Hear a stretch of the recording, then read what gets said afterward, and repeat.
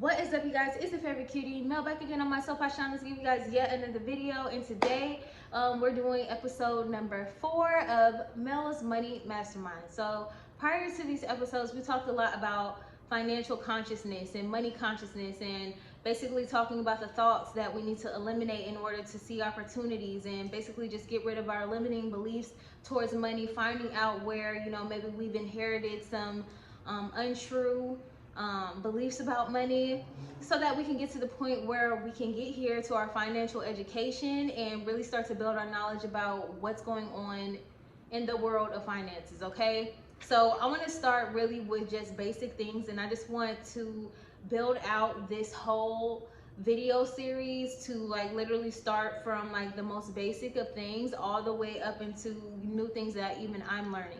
And I'm so happy that you guys are on this journey with me, because it's really challenging me and encouraging me to, learn more things so that I can share them in a way and translate them to people like me. And basically just tell you things in a way that I feel like I would understand it, okay? So first we're going to talk about financial assets today. We're also going to talk about tangible, real assets today, and basically the importance of them. We're going to talk about money and what money is, okay? So let's get into it. So what is a financial asset? A financial asset is intangible assets such as bank deposits, stocks, bonds, even cryptocurrency, anything that can be easily transferred into cash, okay? Anything that you can just easily take the value of it and in some way or another trade it for cash is a financial asset.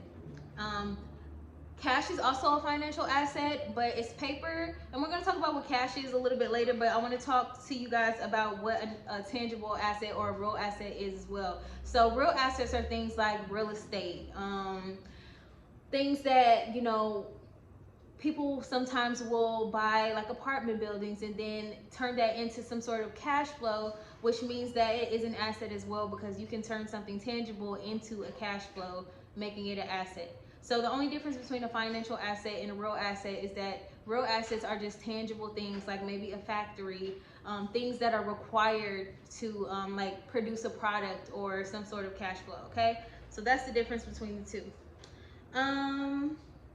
Let's talk about money now. So what is money? What is cash? I wrote this down, and then I'm going to just tell you guys the definition, and I'm going to just explain a little bit more about what it is. So what is cash? Cash is paper that represents a value determined by the market that it's in. I say that because when we think about foreign exchange markets, cash everywhere does not have the same value. So basically in the US, our cash is backed up by things, backed up by gold, supposedly. And then that's basically what gives it its value. It's a contractual promise. That's why it's called a promissory note.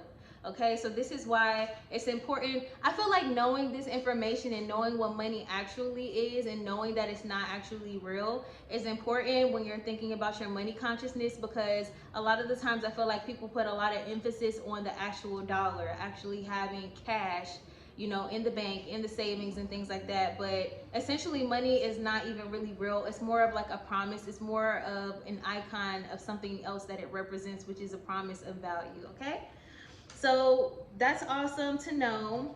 What else did I write down? It's valued by the supply and demand. So basically we determine the value of anything really by supply and demand. So this is how people do foreign exchange, and the markets go up and down, and you're able to trade currencies and things like that to make a profit. Let me see. All right, so what even got me to make this video and to further even look into assets is listening to Rich Dad Poor Dad by Robert Kiyosaki.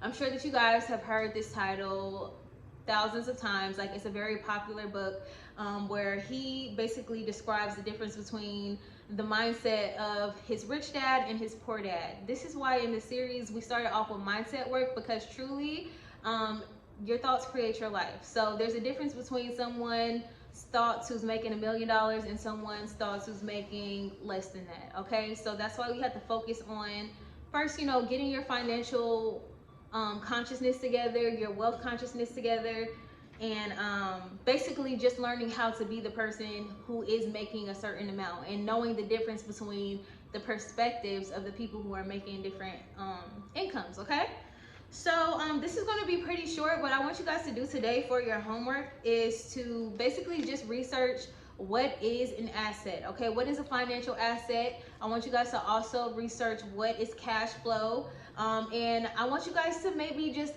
go through and see what you find, and maybe pick something that you might be interested in to you know, maybe be your first real asset, your first financial asset. If you haven't made any investments into the stock market, this would be a great time for you guys to do that. If you don't know too much about the stock market and you want to take it slow, you can always buy bonds. Bonds are very safe.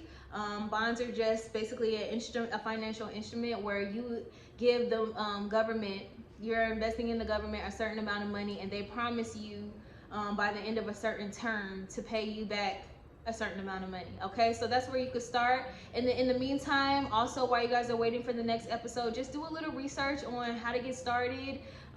Investing is very easy nowadays because you don't need to be a full owner of a stock. Like there's platforms like Robinhood and Webull that allow you to do partial investments. So that means you can take a couple of dollars and, you know, put that into Apple, even though you might not have a full $1,000 or a couple $1,000s to buy one full stock. That's okay. You can literally get started today. And basically this is about learning how to make your money work for you, and about just money education so that you guys can take what you learn and just you know, basically make more money and just know what's going on. Most of the battle is knowing what's actually happening, knowing how people are actually making money, knowing how to make your money work for you and not how to work for money.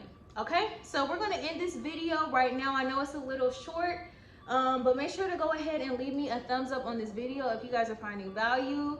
And I will see you guys in week 5. Okay, as always, stay passionate, stay cute, do your homework, and I'll see you guys next week. Bye.